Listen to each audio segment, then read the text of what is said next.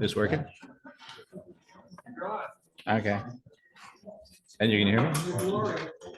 Good, great. Morning, everybody, and welcome to this Monday's meeting of the Kiwanis Club of Downtown Madison. As usual, the first thing we'll do is do Pledge of Allegiance, flags in the back. Pledge allegiance to the flag of the United States of America and to the republic for which it stands, one nation, under God, indivisible, with liberty and justice for all. So our program today is David Couper, Beyond the Badge, Reflections of an Ex-Cop. Author is Rob Zaleski. And John Ickey, you were going to do the introduction? No. Oh, Jim, are you doing the introduction? No. Oh, Phil. Oh, okay. Yeah, I'm sorry. You told me that and I forgot.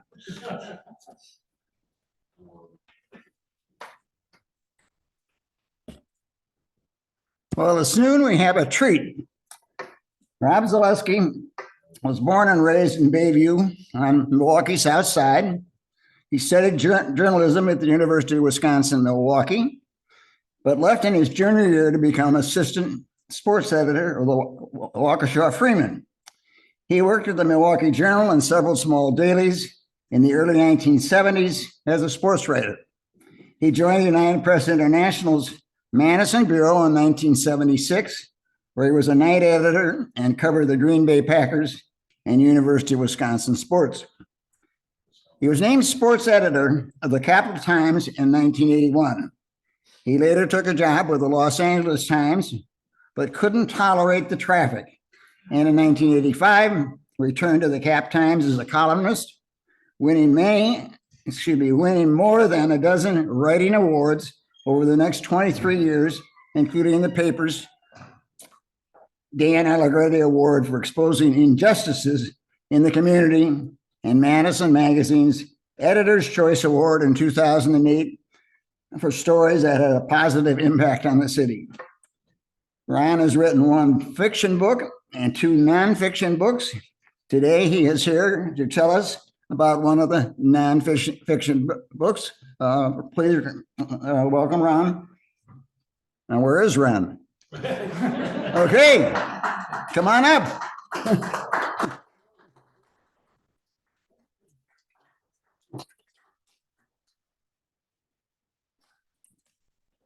Thank you for the wonderful introduction, and thanks to all of you for being here today.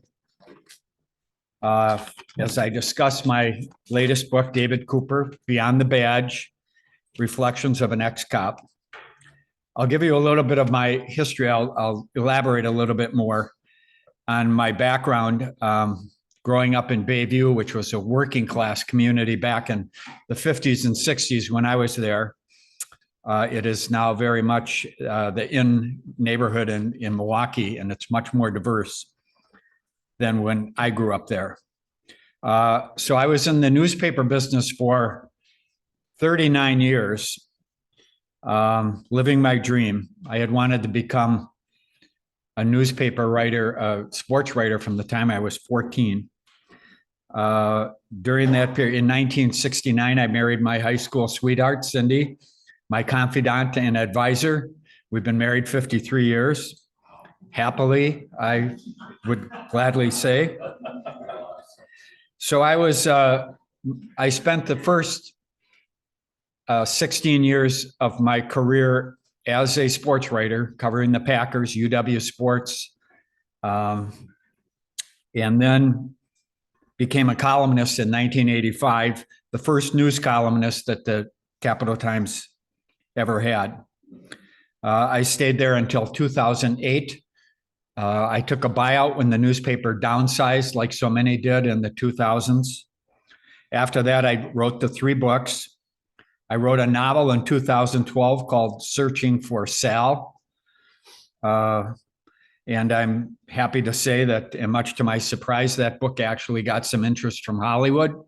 I was contacted by a Hollywood director who was thinking of buying the screen rights, and by 2 highly regarded screenwriters, but it never came to be. I was also contacted by Peninsula Players up in Door County. they wanted to turn it into a stage play, but they couldn't figure out how to condense it. So, by the way, I still continue to hear, get little people contacting me in regards to the book. About 6 months ago, I was contacted by a screenwriter. I don't know if you're familiar with the movie The Marksman, which came out with Liam Neeson last year. One of the screenwriters asked for a copy of Searching for Sal. So I haven't given up on that. So I wrote a book on Ed Garvey in 2019, the well-known political activist from Madison. He was the first executive director of the NFL Players Association. Very witty guy, very controversial, very blunt. That came out in 2019, was published by UW Press. And then I did the book on David Couper. And after the Garvey book came out, it far exceeded my expectations. It really was well received, especially by critics. And I wasn't thinking of doing a third book, but after the Garvey book came out and did so well, I spoke with Cindy. We had a lot of discussions. And I told her, I think I have one more book in me. And I said, I think David Couper, the former police chief, would be a great book. I know he's got a fascinating life. And the reason that I thought of Couper is in my 39 years in the newspaper business, it dawned on me, after I retired, that I probably interviewed 10,000 people during my career. That's my estimate. And there were 3 people who stood out. One was Al McGuire, the former Marquette basketball coach. Came at life from a different angle. I could talk for hours about McGuire. And Garvey stood out because he was so honest. I mean, a lot of people detested Garvey for his political views, people on the right, but Garvey was a very honest, fascinating guy. And then David Couper, who is kind of a legend in police circles, even across the country. But a lot of my journalist friends, when I ran the idea by them, said, no, not David Couper. Couper was known as a bad interview, a tough interview, I should say. I had interviewed him several times during my career. I had spent the day with him in 1990 when he was police chief. And it dawned on me even then that he was really a different guy, very unusual, very deep thinker, very eloquent. But the reason he was considered a tough interview is he never talked about his personal life. He stayed away from his upbringing. And friends of mine said, you're not going to open this guy up. He just is only going to talk about policing, and that's it. But I decided to take a chance.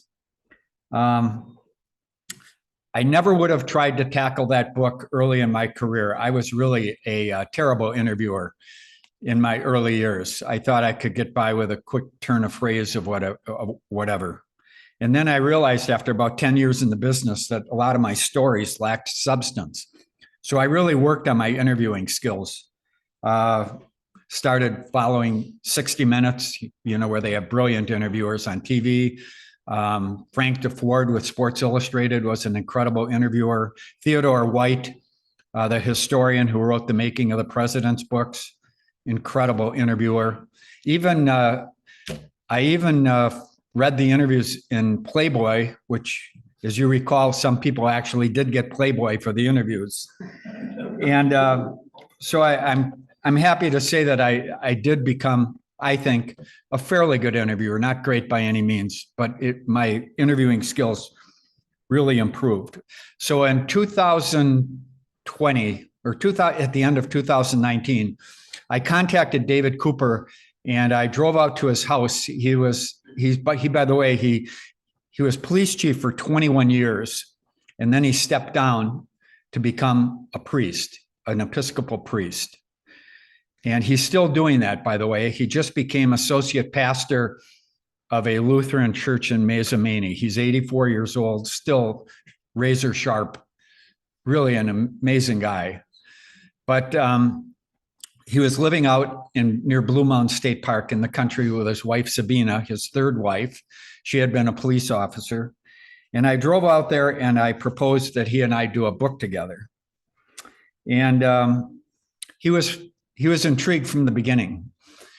I did make clear to him, I think you've lived an incredible life, fascinating, so different. He looks at life through a different prism than you and I do. That's all I can say. And I told him, I want to do this book, but I want to make one thing clear from the beginning. I'm not your friend. I'm a journalist, and I'm going to hold your feet to the fire.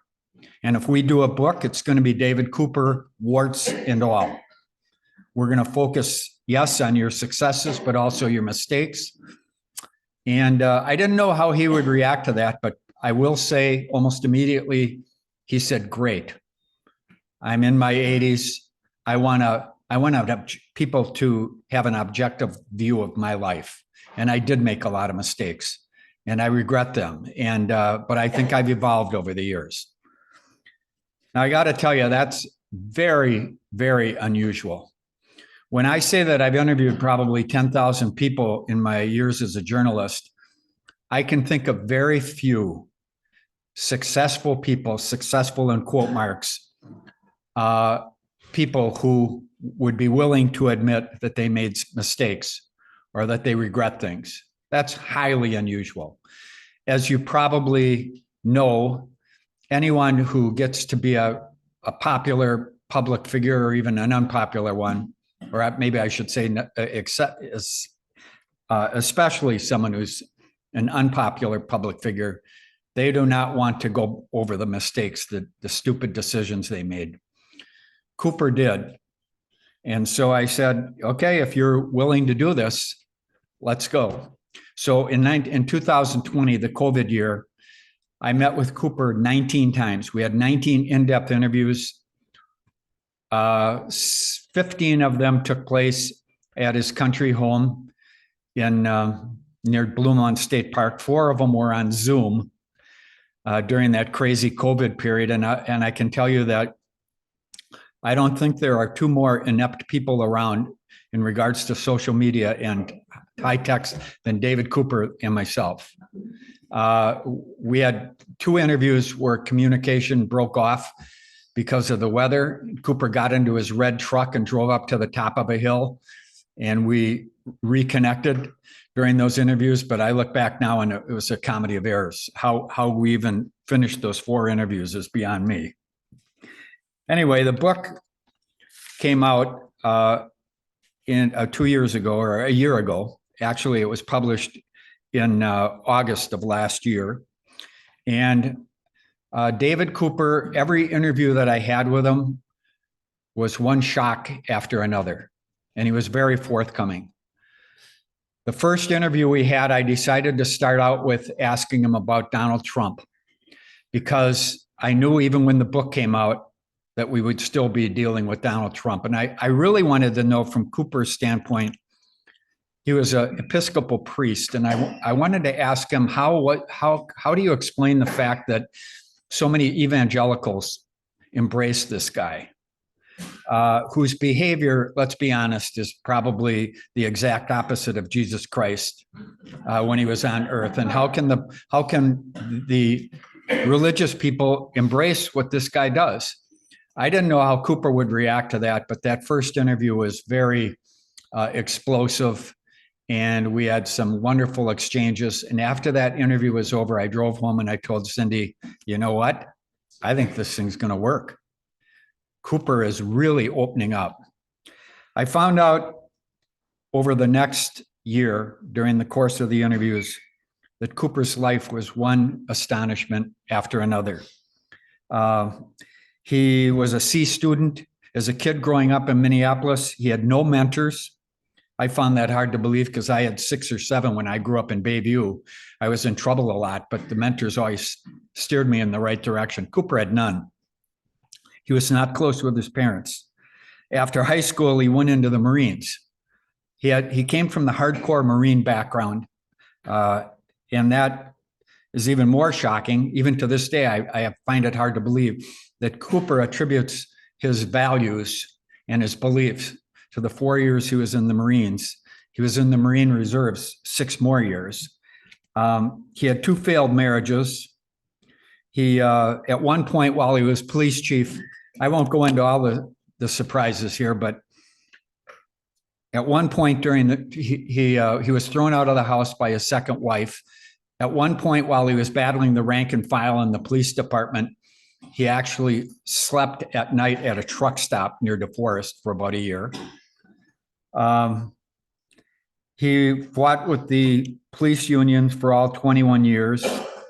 He had a number of tragic events in his life. If you read the book, I think you're going to be astounded by all the tragedies he endured. He had 9 kids, 3 of them adopted. He had 9 kids with 3 wives. At one point, 3 of them were drug addicts. One of them still a heroin addict. His oldest son committed suicide in 2010 out in California. And then in the midst of all this turmoil, he goes running with his wife, Sabina, on the West Side in 1993 while he's still police chief. And he has this, what he calls an epiphany. And he tells her, you know what? I'm going to become a priest. I'm going into the ministry. And she laughed and she said, oh, that's funny. You know, let's go get lunch somewhere. And no, but he was serious.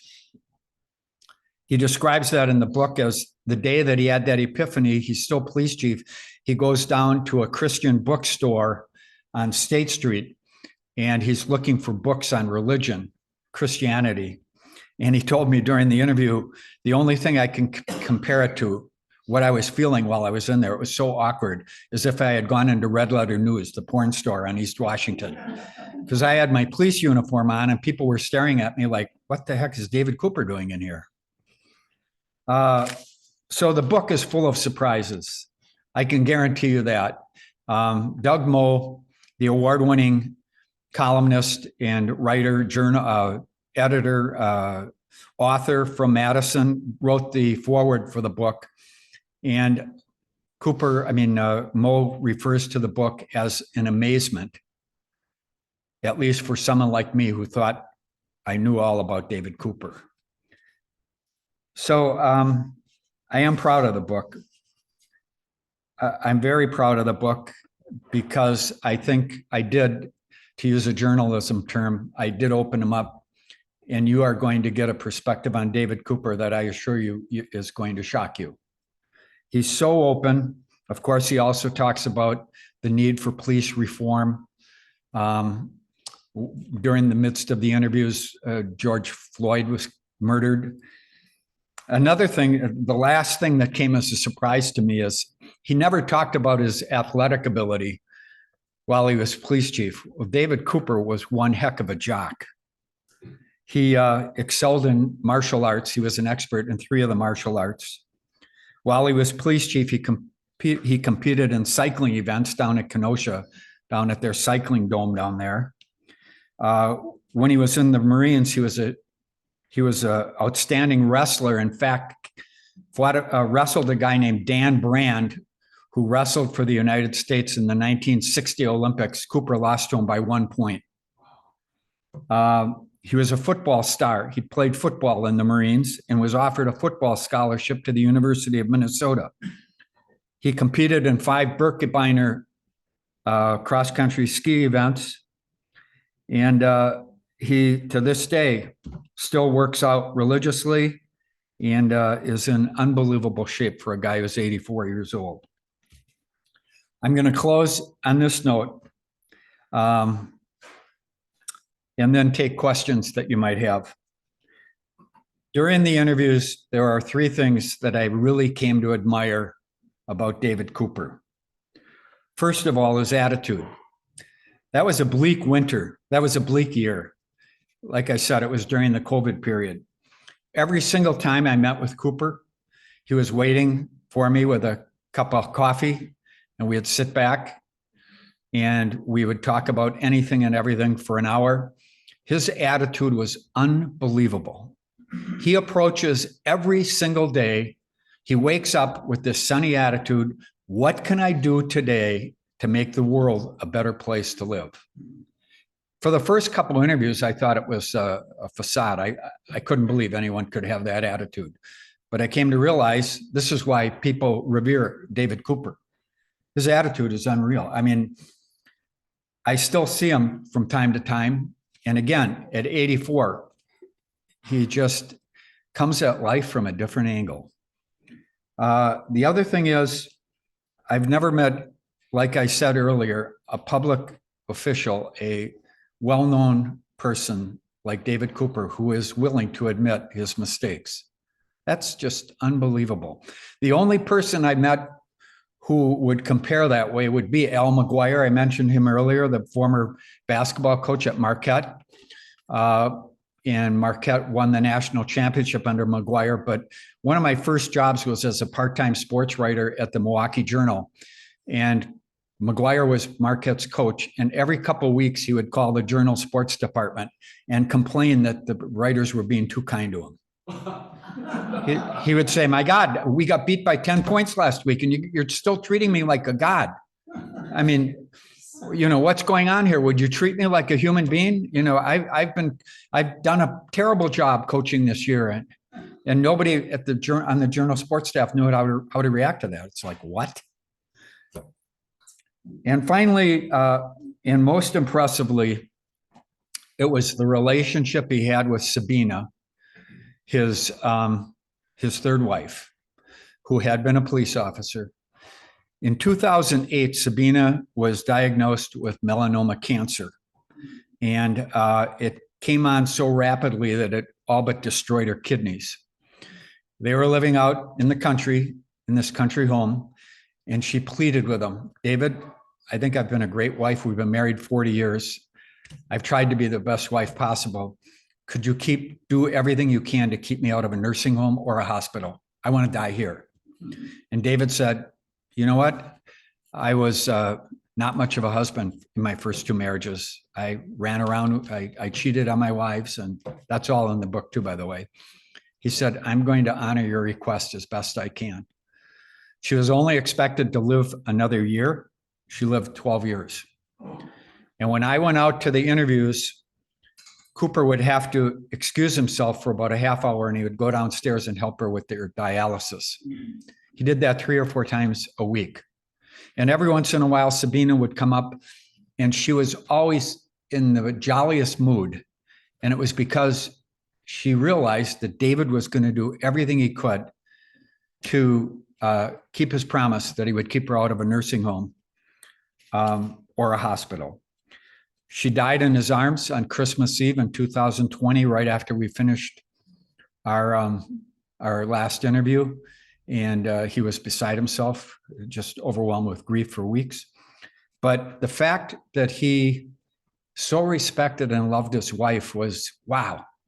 It was so inspiring for me. So it was just, it's hard for me to explain. Someone who originally came from almost a toxic masculinity background, the Marines and everything, to have evolved to the person that he is today was just so moving and, like I said, inspiring. The very last thing I'll say, I'll close on this note. People who've read the book, like Doug Moe, they get to the end and they go, wow, holy smokes, what a life. And then they get to the epilogue. I'm not going to tell you what's in the epilogue, but it's the most shocking part of the book.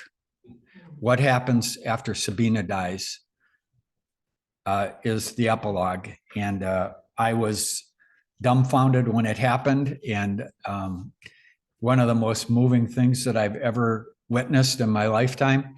And that makes up the last part of the book, the epilogue. So as I noted earlier, I am very proud of this book. I've written 3, but this is the one I'm most proud of. So if anyone has any questions, yes. 2 questions. One, what does David Couper think of the book? And number 2, What does he think of what? what does he think of the book that you wrote? And number 2, in the beginning you said, I'm not going to be your friend. After this 19 interviews, did you become his friend? Okay, great question. Excuse me, Spec. We have some people online. Can you just sort of briefly repeat the questions as you get them so they can hear, because they can't hear. Okay, the question is, what Couper and I were not friends in the beginning. Have we since become friends? And what was the other part of it? What does David Cooper think? Oh, what of the does book? David Couper think of the book? Richard, are you picking that up or do we need to? Yeah, it's going out, but you can speak into the microphone. Okay. It'll go out on the Zoom much easier. Okay. All right. So in answer to the question, David Couper, I think, is very pleased with the book. Understand, we had a number of spirited discussions. There's one point in particular during the interviews where Couper was talking about how he's always been progressive on prison rehab and that sort of thing. And in regards to drugs, he's always kind of been a liberal on drugs. In the midst of that discussion, I said, well, actually, that's not true. There was a point in your career where you were pretty tough on drugs. He said, no, I don't know where you're getting your information. So I read to him from a story from 1990 where he in fact took a hard look at drugs. And Couper said to me, my God, that interview appeared in print. Do you mind me asking who the reporter was? And I said, yeah, a guy from the Cap Times named Rob Zaleski. And I read him the quotes and he was like, wow, I can't believe I said those things. I guess it shows that we all, in looking back, can't always recall the facts. And I'm just happy that I've evolved. He actually issued an apology to anyone who had read that interview back in 1990, saying, I don't know if you caught me on a bad day or if I was dealing with my kids and their drug problems. So we did have a number of contentious interviews, but my respect for him grew. And you know what? I would say right now, I would consider David Couper a friend. He's very proud of the book, as I am.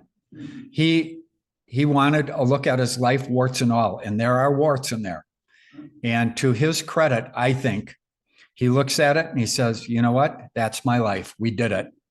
We had 19 very tough interviews, and I've told you everything about my life there is, and I'll let readers themselves judge whether I was a good person or not. But great question. Yes.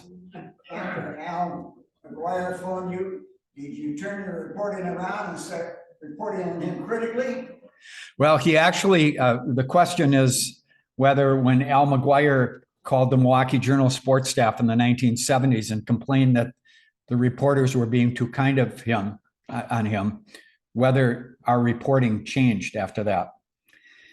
And I can just tell you that the Journal sports staff was tough on him. They actually were tough on everyone. I mean, as Bart Starr could tell you, or Dan Devine, the Packer coaches, but McGuire welcomed it. And I'll tell you another quick story in regards to that. Al McGuire was actually the first celebrity that I ever interviewed. I was like 21 years old and working at the Milwaukee Journal. And the reporter who covered Marquette basketball got sick one day. So the assistant sports editor, Bill Dwyer, had me go interview Al McGuire that day. I was scared out of my mind. And I told McGuire that I was substituting that day for our beat reporter. McGuire took me into his office, took off his shoes and kicked up his feet on his desk, as he often did. He had pictures of clowns on his wall, on the wall. That was McGuire, all sad clowns who were crying. And McGuire realized, obviously, how scared I was. I asked him one question about their last game, and he spoke nonstop for 45 minutes. Told me everything about the team, what the future looked like. And then he said, did I give you enough? And I was sky high. I've never been so elated as a sports writer as I was that day. That, oh my God, the great Al McGuire obviously took pity on me and just gave me this incredible story. So, yeah, we did change our coverage, but it always was pretty tough. Yes. Now, how did you prepare for your interviews? And then as it went on, did you change how you prepared? With Al McGuire? No. With David Couper? So I told David, the question is how I prepared for my interviews with David Couper. Before we even started, I thought long and hard about what would people want to know about David Couper that they don't know. So I didn't tell him in advance. He never knew in advance what I was going to talk about, except for maybe a day before the interview. I would contact him and say, by the way, tomorrow we're going to discuss this. And he had no say in the matter. But I would write down probably 10 questions that I wanted to ask during the interview. And then I would ad lib. And Couper was open to that. And it worked out really well. But like I said, I never could have done that book even 10 or 15 years into my career early on because I was not much of an interviewer. Fortunately, I think I did grow as an interviewer and, to the point now where I think I could interview just about anyone. I don't know if any of you saw 60 Minutes yesterday with Marjorie Taylor Greene on there. And Leslie Stahl's interview. After it was over, I told my wife, Cindy, God, I wish I was doing that interview. It would have been a different interview. Yes. So what does it take to be a good interviewer? What does it take to be a good interviewer? Well, first of all, research. I still talk to journalism classes every now and then. That sets it all up. You have to know your subject. And that's one thing I did take pride in, especially as I got on in my career. You have to do the research. And before the interview, write down things that you definitely want to ask. That's a great question, by the way, from a journalistic standpoint. I covered the Green Bay Packers when Bart Starr was the coach, the great Bart Starr, the Hall of Famer. But Starr, people didn't realize when you met with him one-on-one in private, Starr could be incredibly intimidating and condescending. And I liked Bart Starr. I watched the Packers in the 60s like a lot of you did, but he was a difficult man to interview. And I was working for United Press International, and I went up in the mid-1970s when Starr was coach and the Packers weren't doing very well. And I had a bunch of questions that I wanted to ask Bart. And right from the beginning, I asked him a couple tough questions, and he sat back. He had the picture of him sneaking over into the end zone, and the ice bowl was a painting was right behind him. So that in itself, you're interviewing the guy, and here's the picture of him sneaking into the end zone for the greatest victory in Packer history. And Starr said to me, "Where in the heck do you get off asking that question?" And I said, "Well, no. Let me ask you something. Did you ever play football?" I said, "Well, as a kid." "Yeah, as a kid. So you obviously don't really know much about the game." And I got to tell you, you're back on your heels. That really caught me by surprise. I was really embarrassed for myself after that interview. And when I drove back to Madison, I vowed that if I ever interviewed Bart Starr again, it would be a different story. And a year later, I interviewed him again. He agreed to a one-on-one interview in his office. And I can tell you I had written down the questions. That's where I learned that, of questions that I would look at on my notepad, and I was going to ask regardless. Sure enough, he had forgotten about the last interview. And early on in the interview, he said to me, "Where do you get off asking that question? Have you ever played football?" And I said, "Well, just on the sandlots as a kid, Bart, but let me ask you something. Have you ever written a story for a newspaper? Do you know anything about journalism? Do you know what it involves, what the process is, what my responsibility is to my readers when I interview someone like you?" And boy, he was back on his heels. Made for a great story. So anyway. John, you got. Yes, right here. Oh, okay. Can we just shift a little bit and get a comment from you on the evolution of college sports and the betting and gambling that goes with it? Well, it's a great question.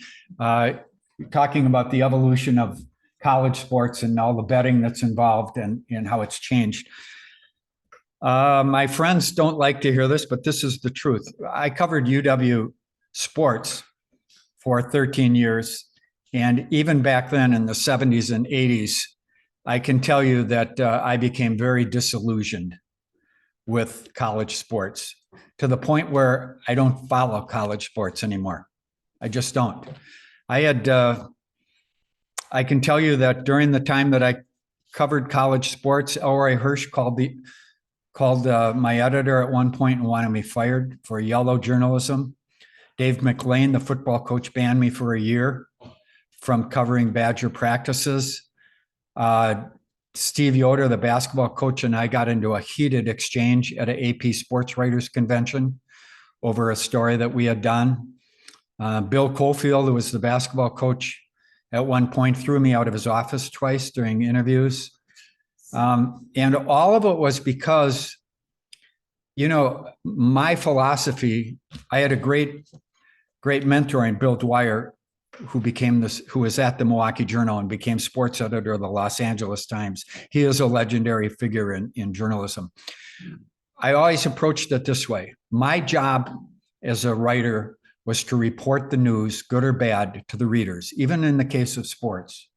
So if the Packers played really well and won 40-0, I wrote that in my story. Glory be the Packers, they did it. If they lost 40-0 and got their teeth kicked in, I wrote that as well. Fans don't want to hear that. They're fans, and I understand that. I'm not a fan. I'm there, I'm an observer. I'm a neutral observer. And I'm there to write objectively what I saw. If you think, that you want to read that, that's fine. If you don't, but I'm there to record what happened in whatever I covered. And so I realized in the years that I covered UW sports, what a big business it was. I think, boy, I probably should, I don't want to get too carried away here, but I just think many fans don't understand that it is first and foremost a business. I'm sorry, it is. I'm not saying you can't go out and, cheer for Bucky Badger. I'm not saying that, but I saw the other side of it, and I did not like what I saw. And it's just gotten worse over the years to the point where it's absurd, I think. But great question. Thank you. Jim? Going along with that, being a big business, the opposing side would be create a union, which football players wanted to do, right? They wanted to get organized. So what are your comments along those lines? College football players? I haven't really studied the issue. In my book on Ed Garvey, who became the first executive director of the NFL Players Association in 1971. He was 31 years old, brash kid from Burlington, Wisconsin, the son of a pharmacist. When Garvey took that position, the average salary in the National Football League was $25,000. When the Packers won their first Super Bowl, Bart Starr was the only player on the team making over $30,000, and he was making $30,000. Forrest Gregg, their offensive tackle, was the only lineman on the team, offensive lineman, who made over $20,000. So Garvey started the union and got it going, and it changed all that. But from my perspective, it's gotten way out of balance again. Now it's absurd what these players are getting. So I am pro-union, but now to me, it's gone in the other direction, where these salaries that the players are making are ludicrous. Compared to the average individual, they've lost all perspective from my view. So that's a long-winded no answer for you. But I haven't really studied that issue much. Yes. You indicated earlier that he was an Episcopalian priest, and now he's an associate pastor at a Lutheran church in Maysville.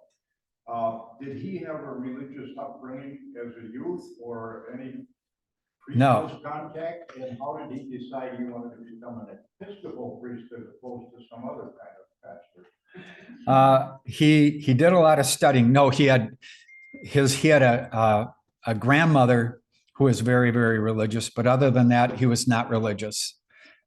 His dad was a salesman and a drunk. He had no relationship with his dad. His mother was cold and distant. So he did not have a religious upbringing. He did not even go to church very much. So what happened in 1990, even now after interviewing him, I can't really explain it.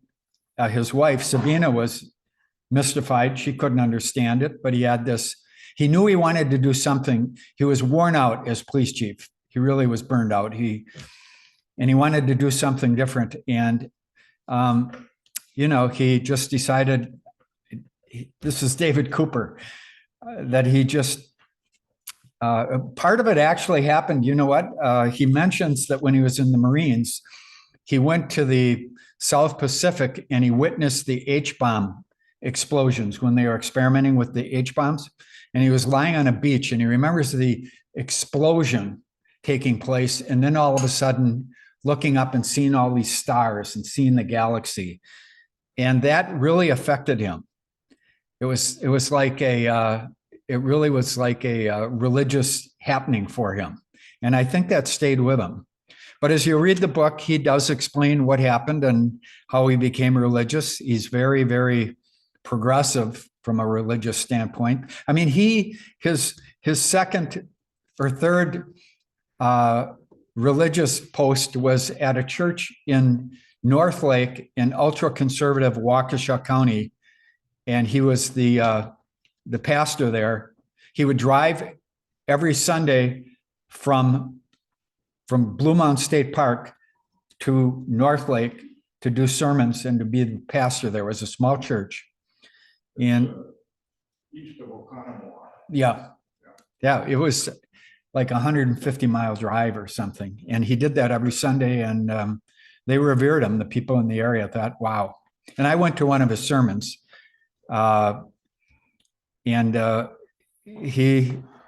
even his sermons are different. Everyone in the church takes part in the sermon and they discuss things. And so I think as associate pastor of this New Heights Lutheran Church in Mazomanie, he's going to be a game changer out there, even at his age. So yes. I think you got one more book in you. Autobiography. Oh, really? Yeah. Your life. Oh, thank you. Yeah, you're very kind.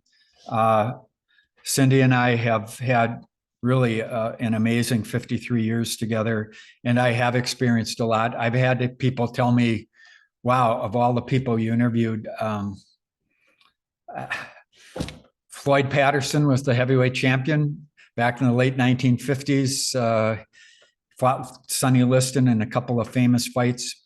Patterson came here for an autograph session out in Middleton in the early 2000s. And I picked Floyd Patterson up at the airport and spent the day with him. Wow, that was fascinating. Do you remember Dollar Bill Bradley? He was a basketball star at Princeton in the early 1970s, and then was a star with the New York Knicks, and he became a senator, a liberal senator out east. And he's very well known in the basketball community. He ran for president actually in 1996. He came to Madison in 1992 to campaign for Ada Deer when she was running for the House of Representatives. I spent the day with Dollar Bill Bradley. That was one of the more memorable days of my life. We went to the UW Fieldhouse, and Bradley was going to give a speech to the UW basketball team. And while we were waiting, he challenged me to a game of horse. And I will go to my grave telling people I got 2 letters on Bill Bradley playing horse. And very quickly, you know what? Let me just add this. I'm very proud of my marriage to Cindy. I really do think we've pulled it off. We're still best friends when we go on vacation. But a lot of people say to me, what makes for a great marriage? And I said, I don't have the answers. I think a lot of it's luck, quite frankly. But after I hope you're okay with me telling this story. So Bradley came Bradley came to Madison in 1992. 4 years later, 1996, when he's running for president, I'm out in Las Vegas with a friend of mine on a golf vacation. Cindy reads in the paper that Dollar Bill Bradley's coming to Madison to campaign, and he's written a book, and he's going to be at Hilldale. This is all unbeknownst to me. So Cindy gets a copy of the column I wrote about Bradley in 1992, and she goes and makes a copy of it. And she goes to the interview session that he has, the book signing in Hilldale. She waits over an hour. There's a line. And when she finally gets to see him, she says, I don't know if you remember this, but 4 years ago, my husband interviewed you. His name's Robin. Bradley claimed to say, oh yeah, of course, I remember that day. So he autographs this column that I did. It says, to Rob, thanks for a great day on and off the court, your friend, Bill Bradley. Cindy goes and gets it framed. I come back from my golf vacation. We go out for dinner. And at the end of dinner, Cindy says, oh, I got a little something for you. And I said, well, what? It's not my birthday. She said, no, I just decided I want to get this for you. So I open it up, and here's this framed picture of Bill Bradley autographed to me. And it's now hanging proudly in my study. But that's the sort of thing I tell people. I think for a successful marriage, you have to throw each other a curveball every now and then when they aren't expecting things. But that's one of my favorite stories when people ask about our marriage. And I'm so grateful for that. Richard, last question. Last question. I just was wondering, you did a lot of research, you knew your subject. What were some of the biggest surprises to you in the course of the interviews? With David Couper? What were the biggest surprises with David Couper? Well, when he told me that in the middle of his reign as police chief, that things got so bad at home, he was thrown out and was sleeping at a truck stop in the forest while he was police chief. Wow. I knew that he had one daughter who became a heroin addict. I had no idea that at one point, 3 of his 9 kids were addicted to drugs. The stuff about religion, I think people have told me that one of the more humorous chapters in the book is I'm not religious, I'm agnostic. And Couper and I, there's a chapter in there where we go back and forth in some spirited discussions about religion and God and everything. So, I mean, I was honestly, the fact that he was in the Marines and he comes from this hardcore Marine background and he credits his Marine years for his philosophy of life. And when Couper was police chief, when you would walk into his office, one of the first things you'd see, and you couldn't ignore it, was he had posters of Gandhi and Martin Luther King on the wall behind him while he was police chief. So he was making a statement right there before you could even ask your first question. The what? Oh, the Peace Council? Yeah, okay. Another point, and I'll just mention this quickly. David was member of something called the International Peace Council. There aren't many people who really know about this. The International Peace Council was formed in 1996. It included the Dalai Lama and Desmond Tutu, the top religious leaders in the world. One of our members, Peter Brinkman. Peter Brinkman, who actually helped start it. Right. That's a utility executive. Right here. Peter Brinkman, who lived in Cambridge, started this, pardon me? Daniel Gomez. Yeah, Daniel Gomez. But not a lot of people are aware of this. So there was this International Peace Council. Couper was part of it. They did a number of things in their 10-year existence. They got a landmine treaty signed by the United Nations in 1997 after they went to Cambodia, where, which was just, there were landmines everywhere after the Khmer Rouge, controlled that country. But they were headquartered in Madison, Wisconsin. The International Peace Council, I don't think they ever actually met in Madison. It was mostly online. But when I have a whole chapter in the book on the Peace Council and what Couper felt that it accomplished. In my novel, Searching for Sal, which is a lighthearted tale about two middle-aged guys from Madison. One's agnostic and one's Catholic. He runs a pizzeria on State Street. They get into these arguments about whether there's really life after death and there's really a heaven and hell. And that's the basis of the book, which at its core is a satire on religious zealots. There's a crazy ending to that book too. But yeah, the Peace Council was truly amazing and they accomplished a lot. And in my book, Searching for Sal, I mentioned the Peace Council. And I can't tell you how many people came up to me and said, wow, we loved your book. Really enjoyed it. It was fascinating. But that part about the Peace Council and being headquartered in Madison, that was a bit of a stretch, right? And I tell them, well, that's one of the few things in the book that are based on fact. There was an International Peace Council with all these revered religious figures. And people are like, what? Yeah. So anyway. Rob, thank you very much. Okay. Thank you very much. Oh, Rob, By the way, by the way, I do have some books. I was just gonna ask. $20 each. No pressure. You'll autograph, right? Sure, of course. Okay, autographs, $20 a piece. So just a couple announcements that I have. I suspect that all of you saw the email from Kevin Nemi about the Bill Malat having passed away. And there's a celebration of his life. Where is it? It's on April 15th from 1 to 4 at the Lucier Heritage Center, which is the one down past, it's at Farm Park where we have our outdoor gatherings. Just beyond that, it's a center there. And the other thing I wanted to note was that Joe and Carol Von Elb's son, Greg, had emailed me and mentioned that Joe and Carol have both moved into the Renaissance Senior Living Center, which is the building that, Abe, what was there before?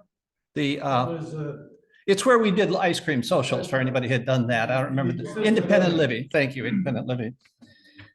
Any other announcements? Yes, Jerry? Here we go again, because for a while I was doing one every week. The blood drive on May 2nd, the second shift, both positions are still open. The other 4 spots are taken already. And excuse me, the highway cleanup, we have 5 people signed up for that, and I'd like to get at least twice that many. That's a month away from now, but start thinking about that as well. And again, you can either let me know if you'd like to do either or both, and you can also sign up on the website if you're familiar with how to work that. So. Okay, so that announcement for those online, Jerry Schwach just reminded about the blood drive on May, what? The blood drive is on May 2nd. On May 2nd, he has 2 slots for that, and then the highway cleanup, which is later. And you can find both of these on the website. So. Actually, the highway cleanup. Okay, so it's sooner. All right, April 29th is the highway cleanup. And do sign up, because those of us who sign up don't want to have to clean up all of that. What do we usually like to have? How many, Jerry? 12? I'd like to have 12, Yeah. Any other announcements? Tom? Wild bingo this Thursday, Oakwood. It's gonna be in lobby of the Heritage part of Oakwood West. And it's always a good time. Lasts about an hour, goes from 10:30 to 11:30. So we meet in the lobby about 10:15. So if you want to have a lot of fun playing wild bingo, come on down A bingo on Thursday, what time? at 10:30. At 10:30 in the Meet morning. the lobby at 10:15. Okay, meet at 10:15 in the lobby. Any others? And who has a moment of reflection? John Esser does, right? John?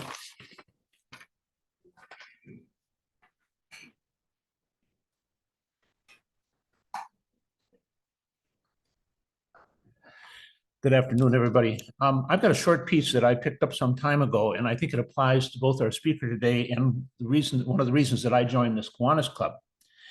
It was written by a John Perricone, and I'm not exactly sure if that's how the name is pronounced, but as best I can come to it. And he's an inspirational speaker, an author, and a teacher. And he starts out saying, several years ago, I invited a Buddhist monk to speak at my senior elective class. And quite interestingly, as he entered the room, he didn't say a word. That caught everybody's attention. He just walked up to the board and wrote on this, everyone wants to save the world, but nobody wants to help mom do the dishes. We all laughed, just like we did here. But then he went on to say to his students, statistically, it's highly unlikely that any of you will ever have the opportunity to run into a burning orphanage to rescue an infant. But in the smallest gesture of kindness, a warm smile, holding the door for a person behind you, shoveling the driveway for an elderly person, you have committed an act of immeasurable profundity, because to each of us, our universe, it is our universe. This is my hope to you, that you, by your smallest act of kindness, you will save another's world. Thank you.